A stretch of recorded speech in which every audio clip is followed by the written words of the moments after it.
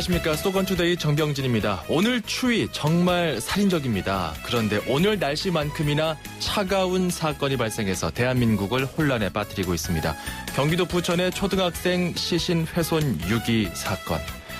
아이는 정확한 사망 시점도 특정되지 않은 채 차가운 냉동고에서 발견됐습니다. 용의자인 친부와 친모가 경찰 수사를 받고 있습니다. 둘 다 횡설수설합니다. 학대의 흔적이 주검에서 발견됐고요. 국과수 부검 결과가 나오면 사건의 내막이 더 드러나지 않을까 싶습니다. 그래서 이 내용은 차치하고 저희는 오늘 왜 일이 이 지경이 되도록 지역사회가 우리 사회가 이 아이를 지키지 못했는지 그 제도와 시스템을 살펴보고자 합니다. 교육부를 비롯한 관계 당국은 그동안 무엇을 하고 있었던 걸까요?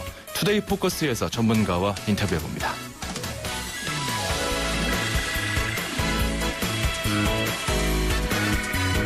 언제 어디서든 국민이 위급할 때 누르는 번호 119죠. 우리 아이들 학교 현장에도 이렇게 119처럼 비빌 언덕이 존재했다면 어떨까 하는 생각이 들면서 오늘 앵커가 주목한 수도권 뉴스, 경기도민의 하루 평균 119 신고 소식입니다. 경기도 재난안전본부 발표인데요. 지난해 경기도민은 하루 평균 1,585명이 119 구급대에 도움을 요청했습니다. 119 구급대는 57만 8,600여 건의 구급 활동을 했고요. 경기도민은 39만 5천 명 정도가 구급 서비스를 받았습니다. 2014년 대비 8.9% 증가했네요. 인간애, 사람에 대한 사랑이 부쩍 갈급한 요즘입니다. 메이 우드의 I'm in love for the first time. 그래서 준비했습니다. 수도권 투데이 출발합니다.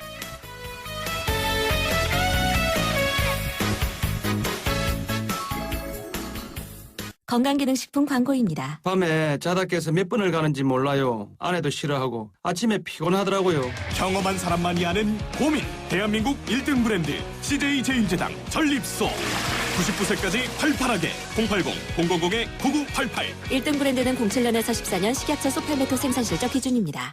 자연이 선물한 갈색 솔잎에 옛 어머니의 지혜가 더해지면 들리세요? 잠든 생기를 깨우는 갈색 솔잎의 놀라운 능력. 매일 생기로워져요. 첫 피부처럼. 한율 윤려원액. 음악과 수도권 뉴스가 한방에. 수도권 전문 방송. 수도권 투데이.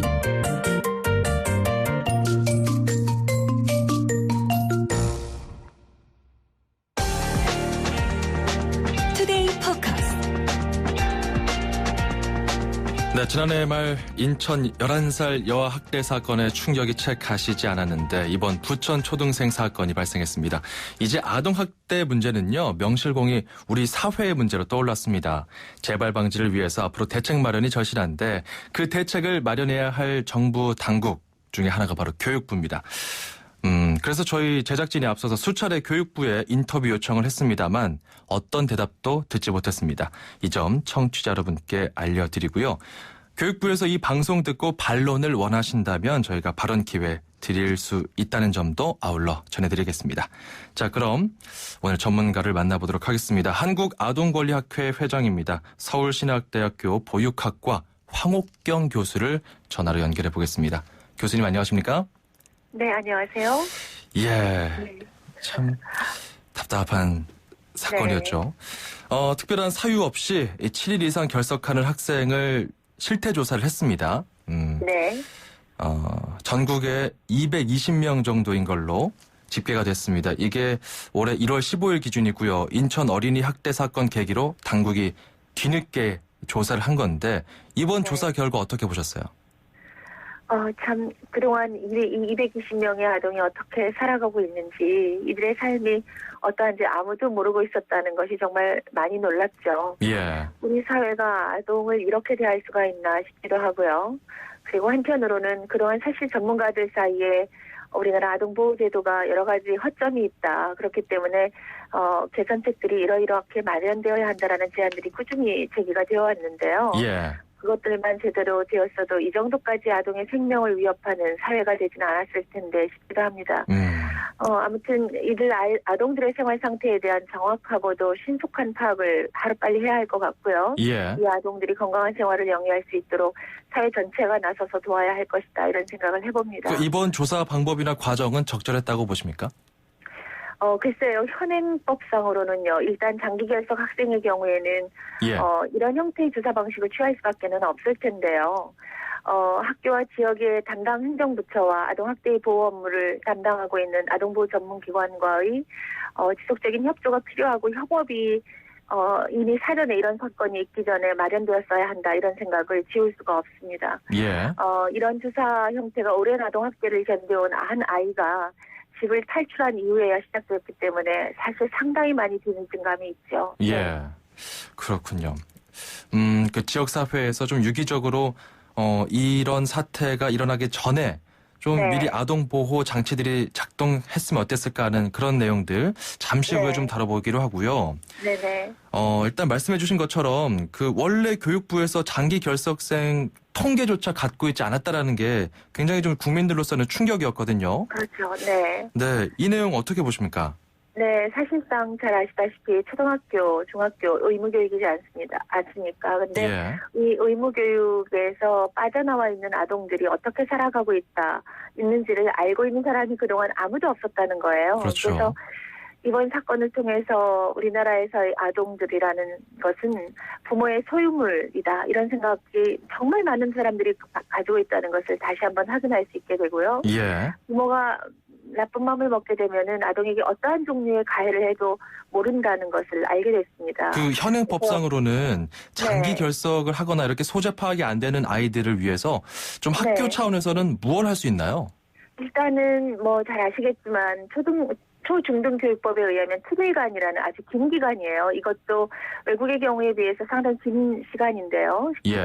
특일간 장기 결석하게 되면 지방자치단체에 통보를 하게 되고 이 지방자치단체에서 부모에게 이제 사실 확인에 들어가게 되는데 부모가 이것을 통보받고 아무런 조치를 취하지 않아도 아주 작은 액수의 벌과금만 물게 돼 있기 때문에 예. 이러한 조사 과정이 있다 할지라도요. 뭐가 문제냐 하면은 누가 이 과정을 책임을 지고 완수를 해야 하는가라는 책임이 부과되어 있지 않죠. 그리고 예. 누구라도 혹은 어떤 특정한 자가 지속적으로 관심을 갖거나 책임을 질 수 있는 법과 제도가 없습니다. 굉장히 허점을 가지고 있는 상황이었기 때문에 사실 부모들이 어떤 마음을 먹는가에 따라서 아동의 삶의 조건은 현재 나타난 사건을 통해서도 알 수 있지만 사각지대에 아주 위험한 상황에 놓일 수 있는 그런 지경이죠. 공적으로 책임질 수 있는 기관이 없다. 그리고 없다는 결국은 부모가 책임져야 된다. 이런 상황이네요. 그렇죠. 네. 장기 결석 아동들 중에 혹시 그 피해 가능성이 있는 아동들 이 친구들이 이제 좀 통계상으로 의심이 되는 이 숫자들이 있거든요. 네네. 이 학생들을 좀 보호할 수 있기 위해서 소재 파악이 중요한데 현재로서는 규정이 없습니까? 네, 현재로서는 학교와 지방자치단체가 공조하는 방법밖에는 없고요. 그 아동의 부모나 보호자를 대상으로 해서 경찰과 함께 소재 파악에 나서는 방법밖에는 달리 없겠죠. 그래서 앞서도 제가 잠깐 관련 전문가들이 아동보호 체계의 문제점에 대한 지적이 그동안 있어왔다 말씀을 드렸는데요. 예. 보통의 경우 위기 상황에서 생활하고 있을 것이라고 의심이 되는 여러 가지 요건과 변인들이 있어요. 어떤 것들이죠? 이를테면 어린 나이의 부모이거나 아니면 부부의 경제적 상황이 별로 좋지 않다던가 예. 아니면 결혼 상태의 불안정성이 자주 발견이 된다던가 그리고 최근에 나타나는 아동학대 피해 아동들의 가정들을 보게 되면 예. 대부분의 경우 가족들로부터도 고립이 되어 있는 상태가 굉장히 많아요. 이번 경우도 비슷한 그 가족 배경을 가지고 있는데요. 다른 사촌들이랄지. 네, 예. 가족들과 연락하지 않고 연계되어 있지 않은 고립된 가족들이 해외에서도 상당히 보호와 지원이 필요한 가족으로 분류하고 있거든요. 그래서 예. 이들 가족에 있는 아동들이 어떻게 살아가고 있는지 수시로 모니터링하고 지도하고 지원할 수 있는 체계가 필요하다라는 주장이 계속되었었는데 예. 이들에 대한 지원들, 제도적 보완이 그동안 미루어져 왔기 때문에 이런 상황들이 지속적으로 아마 발견이 되고 있고 될 것이다 이런 생각도 한편으로 해봅니다. 안타깝지만. 네. 그러니까 지금 그 관리 체계 자체도 굉장히 지금 구멍이 많이 뚫려 있고 그리고 네. 소재 파악이 안 되더라도 이들을 추적할 수 있는 그런 법적 근거도 없고 이런 상황인 거네요. 네, 그렇죠. 자, 그렇다면은 네. 이대로라면은 2, 3차 피해가 발생할 가능성이 큽니다. 네. 그렇다면은 우리가 이제 관계 당국, 교육이나 행정 당국에서 이걸 좀 어떻게 대처해야 될 것인가 좀 보고 있는데 일단은 너무나 미온적인 자세가 좀 보이기 또 하거든요. 네, 어느 부분에서는 현실적으로 어려움이 있기는 합니다. 이를테면은 예. 우리나라에서 지속적으로 강조하고 있는 것이 관련 부처 간의 협업이거든요. 예. 그런데 잘 아시다시피 아동의 삶이라는 것은 교육 부분도 관련이 돼 있고 복지도 관련이 돼 있고 나아가서는 사법체계까지 관련돼 있고 경찰 등등 아동의 삶 자체가 모든 영역을 망라하는 부서들이 서로 연계되어 있는데요. 그렇죠. 이 부서들이 연계해서 협업할 수 있는 제도와 법 기반을 가지고 있지 않다는 겁니다. 선진 외국의 경우에는 이 관련된 부처들이 서로 조정해서 업무를 협업해서 나갈 수 있는 보호체계를 만들어 나갈 수 있는 제도들을 가지고 있거든요. 그래서 예. 우리의 경우는 그런 제도를 먼저 마련하는 것이 무엇보다도 필요하고요. 그 말씀해 주신 해외의 네. 경우 좀 자세히 소개해 주시죠. 뭐 해외 같은 경우는 아동 보호를 위해서 조금 더 선진적인 제도들을 취하고 있다고 하는데 어떻습니까? 네, 일단 앞서 말씀드린 대로요. 그 7일간의 장기 결석이라는 제도가 너무 길고요. 이를테면 미국이나 일본 같은 경우에도 예. 이틀이나 3일 정도 결석을 하더라도 이 아이가 왜 결석하는지에 대한 추적 조사를 할 수 있게 되어 있습니다. 예. 이런 기간에 대해서도 우리가 적정한지 이번 주에 좀 검토를 해봐야 할 것이고요.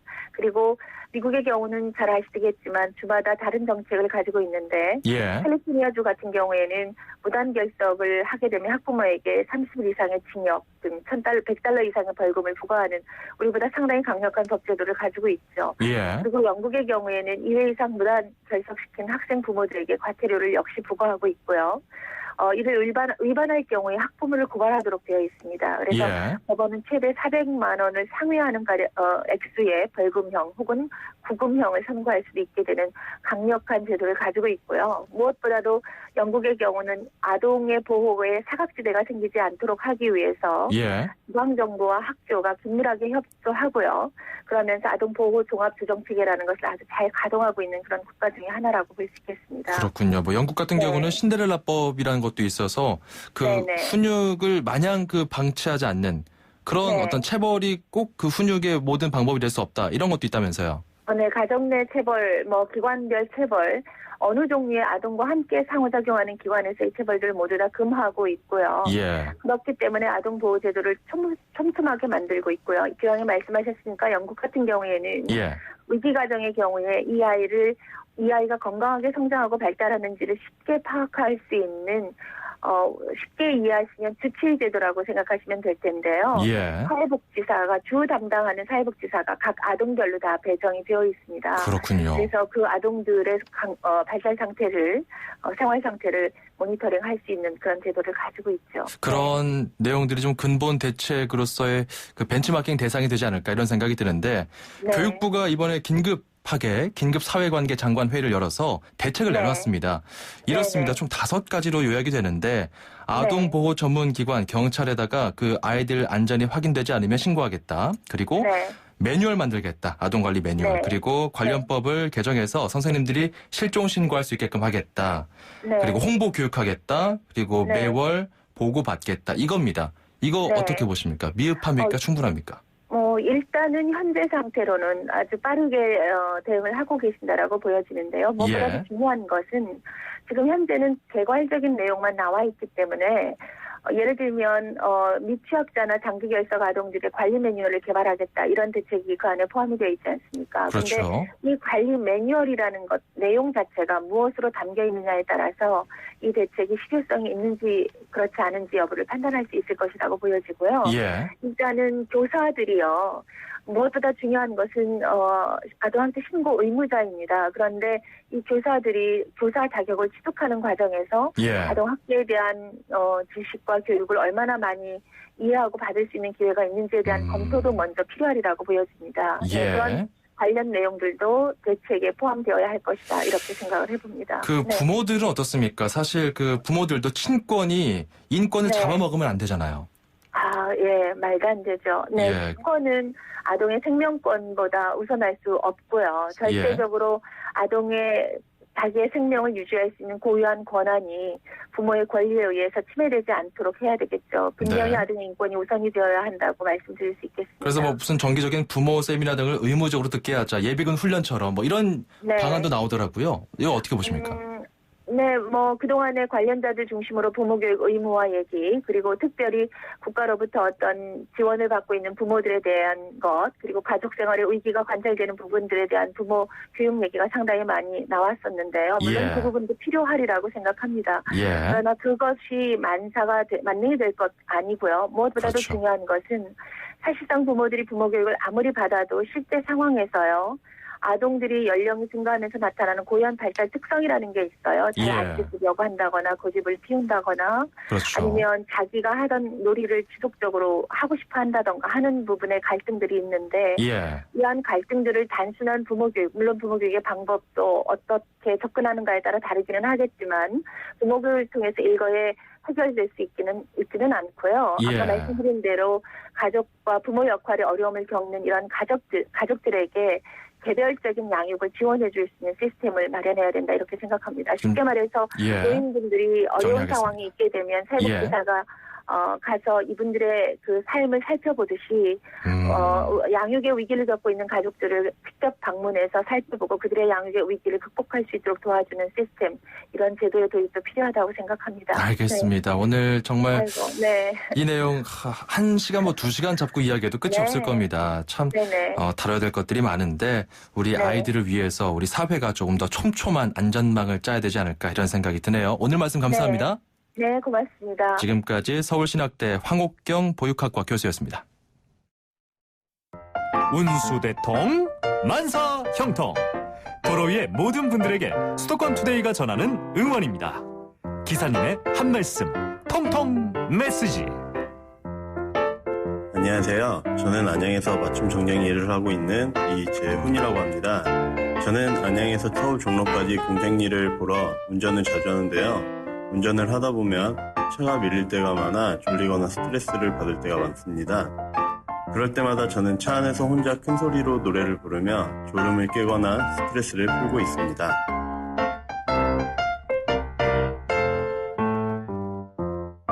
지금 저도 사업을 하고 있는데 이제 친구 중에 얼마 전에 사업 차린 친구가 있어요. 저도 맨 처음에 시작할 때는 설레임도 많고 두려움도 많았는데 제 친구도 그거를 잘 극복해 나가서 크게 번창해서 잘 됐으면 좋겠습니다.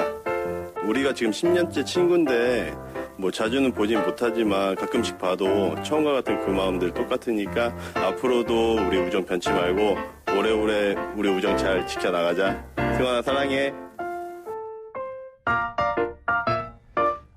참 그 친구분과의 우정이 돈독하다는 게 느껴집니다. 자, 운수대통 만사형통 통통 메시지였습니다. 이재훈님의 사연이었고요. 운전은 안양에서 서울까지 맞춤 정장 일을 하시면서 왔다 갔다 하는데 그렇죠. 운전할 때 졸리면 이게 진짜 대책이 없습니다. 그래서 그 갓길에 잘 차를 세워놓고 그 수면할 수 있는 그 공간들이 있죠. 요즘에는 휴게소보다 조금 작은 간이 휴게소, 여기서 충분히 좀 휴식을 취하고 그리고 나서 또 운전을 임할 수 있는 이런 좀 지혜가 필요하지 않을까 싶습니다. 운전하면서 드는 다양한 생각들 이렇게 전해주셔서 감사드리고요. 친구분의 녹음실 사업도 아주 운수대통, 만사형통하기를 바랍니다. 저희 방송에 보내주셨으니까 아마 그렇게 될 겁니다. 저희가 선물 보내드릴게요. 이재훈님께 수도권 투데이에서 준비한 선물들 보내드리고 저희가 준비하고 있는 선물들 잠깐 소개해드리면 불스원에서 차량관리용품 3종 세트, 세상에서 가장 귀한 차를 위한 카업에서 10만 원 상당의 광택용품 7종 세트, 참쉬운 중국어 문정아 중국어에서 10만 원 상당 온라인 수강권 드립니다. 참여 방법입니다. 샵 0945번 우물정 0945로 문자 한 통 보내시면 충분합니다. 짧은 문자 50원, 긴 문자는 100원입니다. 그래요. 제가 앞서 인터뷰하면서 약간 열심히 이제 달려왔는데 한번 좀 차분한 노래로 분위기를 한번 환기해야 될 것 같습니다. 베리 매닐로우의 Can't Smile Without You 1부 끝곡으로 준비했어요. 저는 잠시 후 2부에서 돌아오겠습니다. 2,500만 수도권 청취자를 위한 모든 소식이 한자리에 YTN 뉴스 FM 수도권 투데이. 수도권 투데이 2부입니다. 광고 듣고 올게요. 사장님들은 고민이 많다. 우리 가게 와이파이 설치해야 하는데 카드 결제기는 어떡하지? CCTV도 달아야 하는데 올레비즈 성공팩에 맡기세요. 사업에 필요한 IT 서비스를 한 번에. 거기에 휴대폰 통신비 할인까지. 올레비즈 성공팩. 문의 1588-0114 KT. 잇몸이요. 괜찮다가 피곤하면 또 들뜨고. 그래서 전 인사돌 플러스 시작했어요. 염증에 좋은 생약 성분을 더해서 차이가 느껴지는 거죠. 너무 편해졌어요. 홍은희 씨도 잇몸이 좋아졌습니다. 붓고 시리고 피날 때 인사돌 플러스. 인사돌 플러스. 어쩜 이렇게 좋아지죠? 잇몸이 아주 편한 거죠. 뭐대요? 빨리 나와. 아침부터 분주한 장수군 머는 마을 어르신들. 오늘은 작은 영화관의 김선태 씨가 마을 어르신들의 영화 관람을 위해 기프트카 쉐어링을 신청한 날입니다. 좋은 생각까지 나누는 모두의 차 기프트카 쉐어링. 지금 신청하세요. 현대자동차 그룹. 아이파크는 조경사라 부르는 아파트를 디자인했습니다. 1802세대 대단지에 세계적인 조경 디자이너 로드베이크 발리용의 아름다운 단지 조경과 커뮤니티까지 새로운 일산을 디자인하다. 일산 센트럴 아이파크 031-969-9998 현대산업개발. 뭐라 빠르면서도 저렴한 기가 인터넷이 나와? 그 무슨 이상한 소리냐? 밴드기가 출두요! 속도는 기가나 빠르고 요금은 휴대폰이랑 묶어서 저렴한 밴드기가. 속도에서 요금까지 기대 이상 밴드기가. 기가 인터넷도 이상하자. SK 브로드밴드. 가입 문의는 1062요. 지옥의 신에게 아내를 빼앗기는 오르페우스 신화. 하지만 오펜바흐의 오페레타에서는 권태기였던 오르페우스가 일부러 뒤를 돌아보아 아내와 이별하죠. 그 장면에서 나오는 이별의 파티곡이 바로 캉캉입니다. 대한항공 파리 주출해 A380 운항. Korean Air. 상큼발랄 대학생도 개성 만점 전문가도 능력 답제 직장인도 하이마트 PC 대전에서 자신만의 PC를 찾아보세요. 1월 15일부터 2월 25일까지 자세한 행사 내용은 매장에 문의하세요. 수지처럼 스마트한 선택 하이마트. 해발 680m를 흐르듯 내 몸에 흐르는 물. 평창에 청정림을 만들듯 내 몸을 만드는 물. 그래서 맑고 깨끗하게 연아와 함께 마셔요. 내 몸이 되는 강원 평창수. 쉐보레와 함께하는 새해 새 출발. 지금 쉐보레 전시장에선 1000개의 행운이 기다립니다. 맥북 에어가 100개, 아이패드 미니4가 900개. 거기에 해피콘 모바일 교환권 6만 개까지. 지금 전시장으로 오세요. 2월 말까지 매주 당첨자 발표. 전시장 및 홈페이지 참조. Chevrolet, find new roads. 야, 남자가 할 일이 얼마나 많은 줄 알아? 경기 봐야 돼, 게임도 해야 돼, 가끔 한눈도 팔고 차도 돌봐야지. 피부관리보다 하고 싶은 게 많은 남자들을 위하여 우르오스 올인원 모이스처라이저.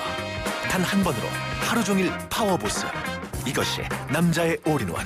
남자를 아니까 우르오스.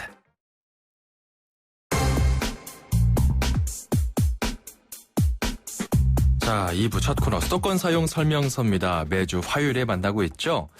이달 15일부터 13월의 월급이라 불리는 연말정산 시기입니다. 직장인들의 관심사입니다.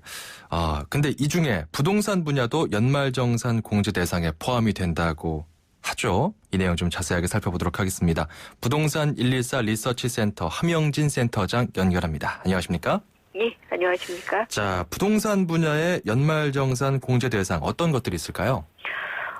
우선 이제 주택담보대출과 관련된 장기주택 저당 차입금 이자 상환액, 그러니까 주택담보대출을 받고 계신 분들이 연말정산 받으실 수 있는 부분들도 있고요. 예. 또 전세자금 대출 원리금 상환액이라든지 주택청약 종합저축 납입금, 그리고 이제 월세를 내고 계신 분들도 소득공제나 세액공제를 받을 수 있는데요. 하지만 이제 연말정산 받으실 분의 소득과 대출 시기 그리고 주택 가액 등이 이제 전부 다르기 때문에 그렇죠. 연말정산 대상 여부 꼼꼼하게 살펴보실 필요가 있겠습니다. 그렇군요. 올해부터는 그 월세가 세액공제 형태로 바뀐다고 들었습니다. 그렇다면은 그 월세 세입자의 경우 세금을 환급받으려면은 어떻게 해야 됩니까?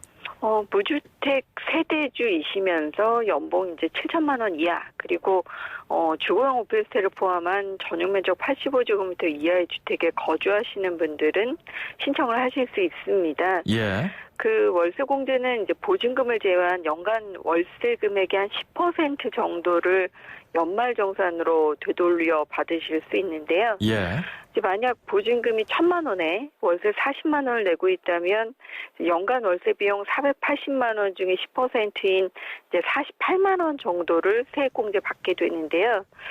이제 다만 이제 세액공제 한도가 연간 750만 원의 10%인 한 75만 원 정도였기 때문에 예. 아주 고가의 월세들은 뭐 100% 다 돌려받지는 못한다고 생각하시면 될 것 같고, 일단 임대차 계약서의 계약자 그리고 주민등록 등본상의 주소지가 같으셔야 되고요. 예. 전입신고는 필수적으로 하셔야지 연말정산 받으실 수 있겠습니다. 그렇군요. 그 또 집주인 눈치 때문에 임대차 계약 기간 중에 소득공제 신고를 못하는 경우들이 있습니다. 그 재산 내역이 잡혀버리니까요. 그렇죠. 이런 경우는 퇴거 이후에 받을 수 있나요? 그렇습니다. 이제 월세소득공제 경정 청구 기간이라는 것이 있는데요. 예. 그 전입신고를 한 날로부터 3년에서 5년으로 이번에 연말정산 혜택이 늘어났습니다.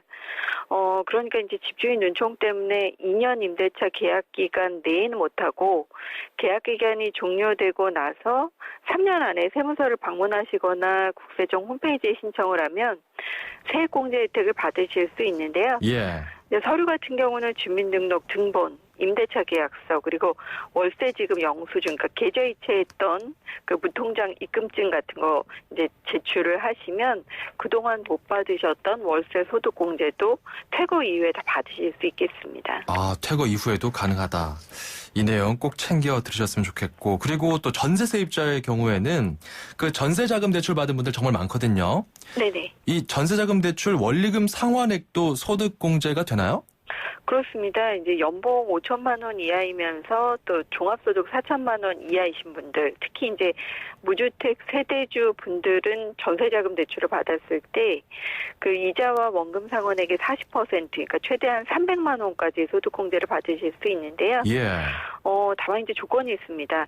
그 전용 면적 85제곱미터 이하의 전세주택에 거주하셔야 되고요. 예. 관련 서류가 주민등록 등본, 그리고 임대차 계약서, 그리고 전세자금 상환증명서 이런 것들을 제출하시면 되는데 되게 이제 요즘 맞벌이 부부들 많잖아요. 그렇죠. 그래서 연봉이 이제 5천만 원을 넘으시면 받으실 수는 없기 때문에 그 기준들도 잘 살펴보실 필요가 있겠네요. 그렇군요. 그리고 또 청약 통장 가입자가 2천만 명에 육박한다는 자료도 있더라고요. 그렇다면은 그 주택 청약 종합저축 가입자들의 연말정산 혜택이 좀 늘어나지 않겠는가, 뭐 이런 생각도 드는데 어떻습니까? 청약 저축, 그리고 이제 주택 청약 종합 저축에 가입하셨던 이제 무주택 세대주 분들이라면 연봉 7천만 원 이하이신 분들은 이제 납입금의 공제 한도가 이번에 120만 원에서 240만 원으로 커졌습니다. 예. 연 납입액의 40%인 이제 96만 원 한도까지는 소득공제를 다 받으실 수 있기 때문에 공제 한도가 높아졌다고 볼 수 있겠고요. 예. 다만 이제 아쉽게도 청약 예금, 청약 부금 가입자분들은 소득공제 혜택이 없어졌고요. 그리고 2015년에 청약 저축이나 주택 청약 종합 저축에 가입하신 분들 중에 예. 연봉이 7천만 원을 초과한 경우에는 관련 소득 공제를 받을 수 없다는 부분도 살펴보실 필요가 있겠네요. 자, 지금 이야기 나누는 중에 1591번님, 혹시 월세 살면서요 전입신고 안 하고 사는 경우가 있잖아요. 네네. 이 경우도 월세를 무통장 입금한 내용만 있으면 세액공제 받을 수 있나요? 이렇게 문자가 왔는데 어떻습니까? 좀 아쉽습니다만 임대차 계약서의 계약자하고 주민등록 등본상의 주소지가 반드시 같아야 하고요. 그리고 네. 전입신고가 필수 요건입니다. 필수군요. 그렇기 때문에 예. 지금이라도 전입신고를 하셔서 올해도 이제 어쨌든 올해 월세 내신 분들은 또 올해 연말에 받으실 수 있기 때문에 예. 지금이라도 준비를 꼼꼼하게 하시는 것이 중요할 것 같습니다. 그건 소급은 안 되나요? 그렇다면요? 예, 그렇습니다. 알겠습니다. 자, 주택담보대출 받으신 분들, 그리고 장기주택 저당 차입금, 이거 이자 상환액 공제가 있다고 들었습니다. 이건 어떤 내용인가요? 공제 대상 요건이 이제 면적에 상관없이 기준시가 4억 원 이하 주택을 이제 금융기관이라든지 국민주택 기금에서 소유권 이전 등기 또는 보존 등기일로부터 이제 3개월 내에 본인 명의로 주택담보대출을 받는 경우 예. 수도공제 혜택을 받으실 수 있는데요. 뭐 무주택자이건 1주택자이건 뭐 세대원이건 세대주건 상관없이 받으실 수 있습니다. 예. 그리고 이제 제3금융권에서 다만 이제 빌린 대출이라든지 그리고 지난해 아파트 분양권 전매 많이 하셨어요. 근데 예. 이제 분양권에서의 중도금 집단 대출을 받았던 원리금은 연말정산 대상이 안 되기 때문에 예. 이 부분들 감안하셔서 신고하셔야 될 것 같습니다. 어느 정도 투자의 성격이 있기 때문에 좀 그런 것 같네요. 그렇습니다. 자, 지금까지 함영진 부동산 124 리서치 센터장이었습니다. 고맙습니다. 예, 고맙습니다.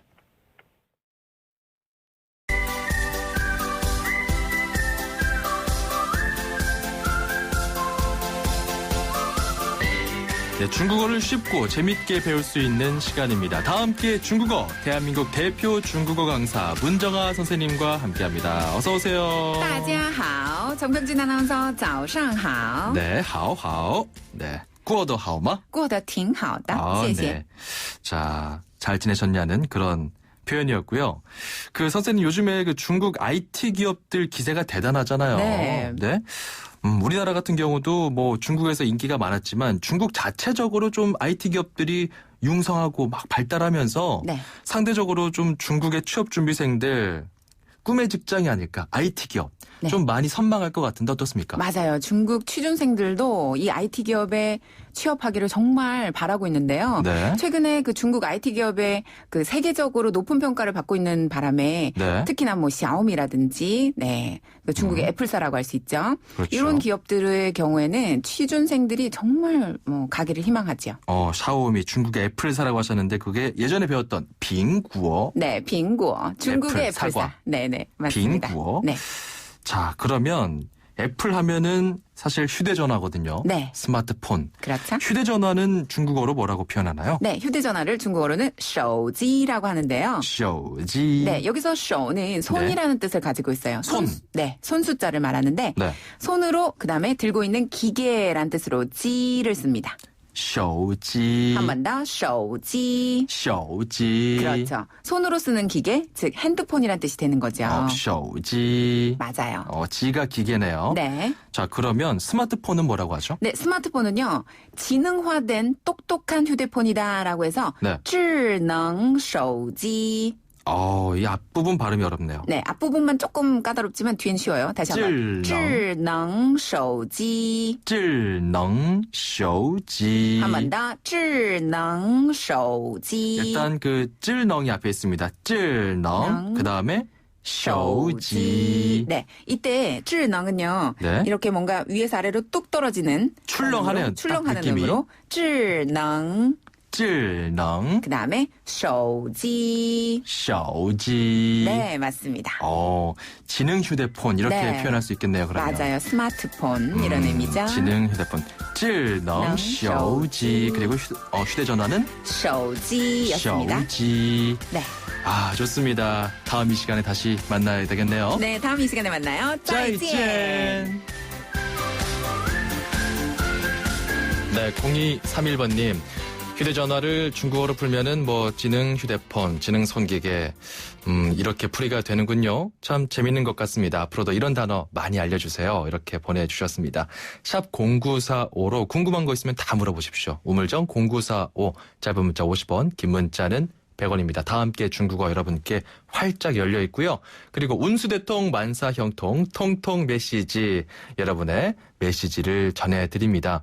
운전하시는 분들 라디오 즐겨 들으십니다. 자가용, 또 버스, 택시, 화물 운송 많은 분들께서 운전하면서 라디오를 듣죠. 저희가 운전하면서 여러 가지 생각들이 들 겁니다. 여러분의 단상 그리고 희로애락 이야기를 들려주시면 저희가 공간을 열어드리겠습니다. 방송 참여 기회 드리고요. 선물도 보내드리겠습니다. 참여 방법은 역시 샵 0945번입니다. 참 쉽죠? 우물정 0945 짧은 문자 50원, 긴 문자는 100원입니다. 이어서 수도권 소식 출입처 기자와 함께 살펴봅니다. 출입처 기자들의 수첩을 살짝. 가장 빠른 수도권 소식을 전해드립니다. 여기는 출입처입니다.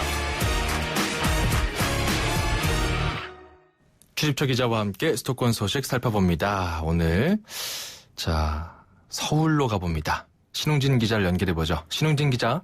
네, 서울시청입니다. 자, 오늘 정말 올겨울 들어 최고의 한파라고 하는데 이럴 때일수록 동파 사고를 어떻게 예방해야 될지 다시 한번 좀 방송에서 알려주면 좋을 것 같아요.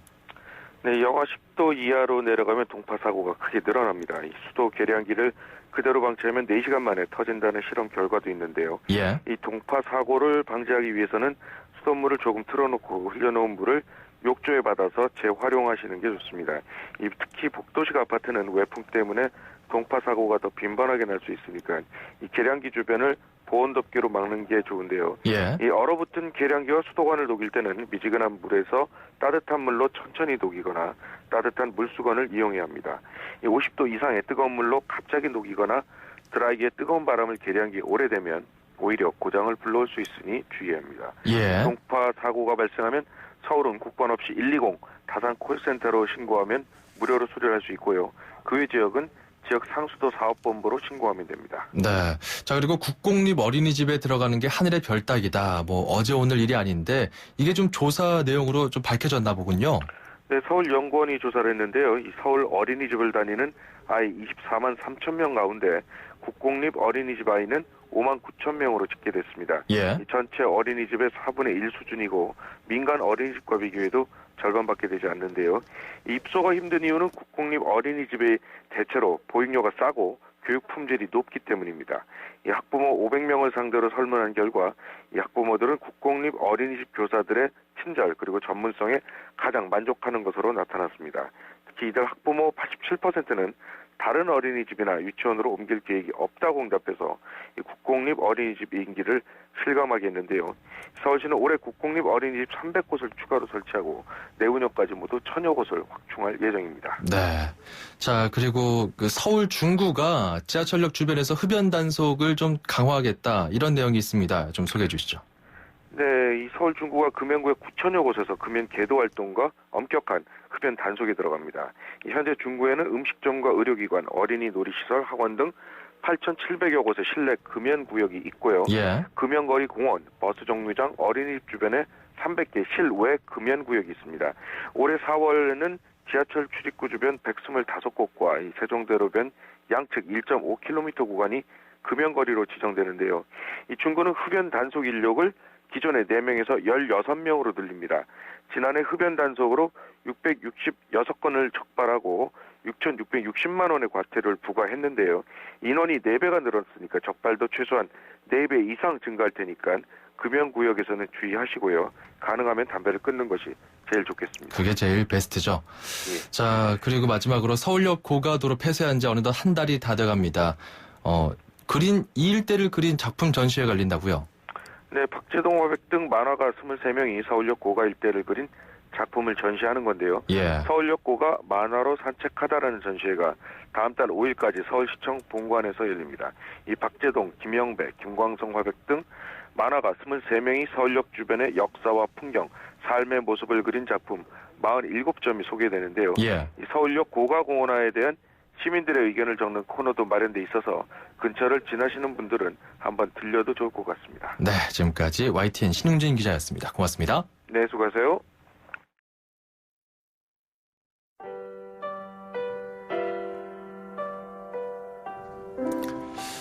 아동의 죽음은 지역사회의 책임이다. 이게 미국 아동보호당국의 원칙이라고 합니다. 자, 그리고 이런 책 제목도 있어요. 아이 하나를 키우는 데는 마을 전체가 필요하다. 아프리카 격언이기도 합니다. 이제 아동학대 문제는 단순히 그 한 부모의 개인 문제가 아니라 우리 사회의 문제로 좀 더 확장되고 확실시되는 게 지금 흐름인 것 같습니다. 우리가 좀 좌시하지 않고 지역사회 그리고 우리 사회가 좀 공동체적인 의식을 가지고 함께 이 문제를 풀어나갔으면 하는 그런 생각이 드는 하루였습니다. 자, 수도권투데이 내일 오전 9시 10분에 다시 찾아뵙겠습니다. 정병진이었습니다. 함께해 주신 여러분 고맙습니다. 지금 흐르고 있는 곡은 이글스의 데스페라도입니다.